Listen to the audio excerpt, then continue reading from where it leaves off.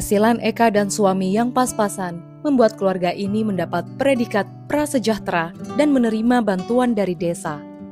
Rumah terapung yang sudah ditempati mereka selama puluhan tahun kini mulai reot. Di rumah ini, Eka hidup dengan ibunya yang sudah sepuh, suami, dan ke-6 anaknya. Alhasil, keluarga ini hanya mengandalkan air danau yang keruh sebagai sumber air minum dan MCK.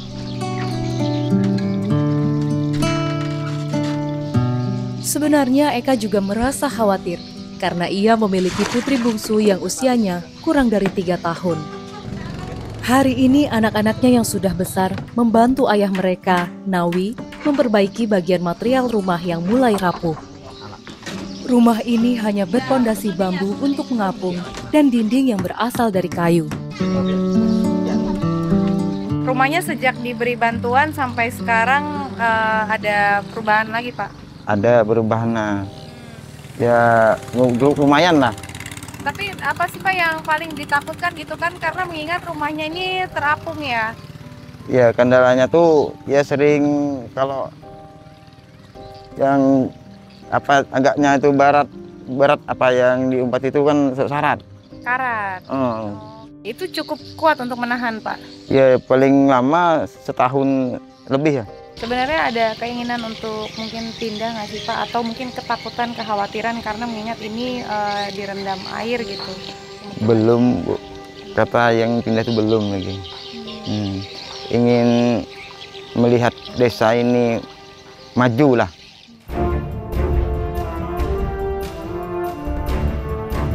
Walau terisolir, Desa Muara Enggelam berupaya mandiri dalam bidang energi.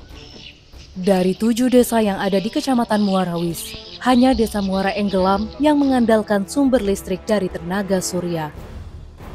PLTS ini mengisi daya menggunakan aki dan mengaliri 60 bangunan di desa. Warga desa hanya dikenakan biaya Rp3.000 per malam. Meskipun dikatakan mandiri, tetap saja desa di atas air ini masih jauh dari perhatian. Banyak yang perlu dibenahi agar mereka juga bisa berkembang dan sejahtera.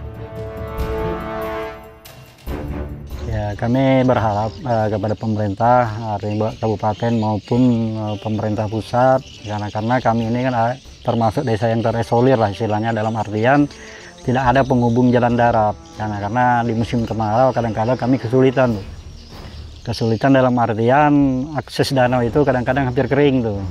Nah, sehingga alur jalan itu agak sulit kami kalau mau mengangkut barang, memasukkan barang dari luar, bahkan menjual hasil tangkap kami di sini.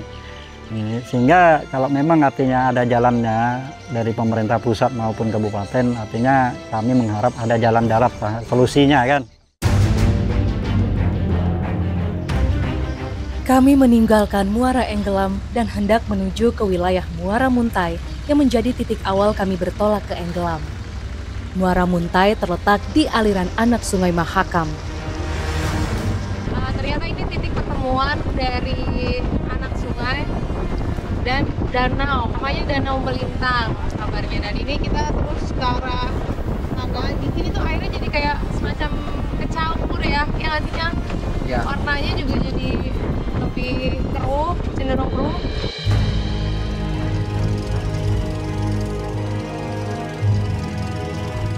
Inilah potret Muara Muntai yang menjadi pusat perputaran roda ekonomi paling mudah dijangkau dari Muara Enggelam. Disinilah bahan kebutuhan pokok tersalurkan dari kota besar untuk mereka, warga di Muara. Kami melanjutkan perjalanan pulang dari sini ke Balikpapan. Namun ada satu hal yang paling menarik.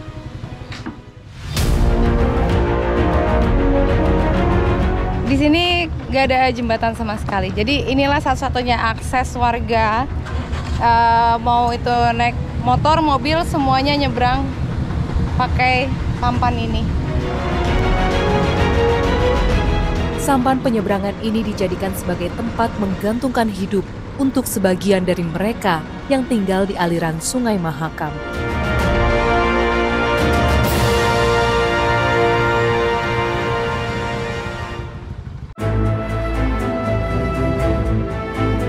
Kehidupan yang bergulir di atas air kini sudah jarang ditemui. Mereka yang bertahan di muara Enggelam semata-mata karena mencintai desanya.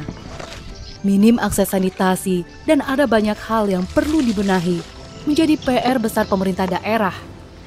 Jangan abai kepada mereka agar cita yang terus dipupuk mampu tergapai.